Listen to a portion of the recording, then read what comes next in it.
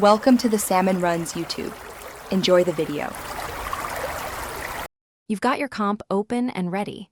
Start by maximizing the composition panel with the tilde key so you see everything clearly. Once done, choose a resolution, full if your system handles it, 1/2 or 1/4 for smoother playback, because resolution directly affects RAM usage and frame drops.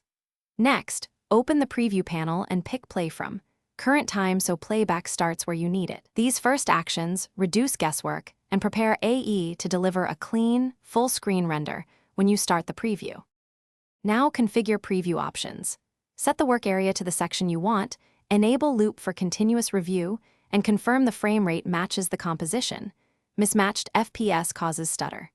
Make sure motion blur and effects are toggled as needed because they change render load. When you're set, press the numeric keypad 0 to run a RAM preview that caches frames for smooth full-screen playback. Alternatively, use spacebar for a quick, uncached play. These steps control how AE allocates RAM and ensures predictable results. To go full screen, maximize the composition panel with tilde, then from the panel menu choose View Full Screen so the comp fills your display. This focuses playback without UI distractions.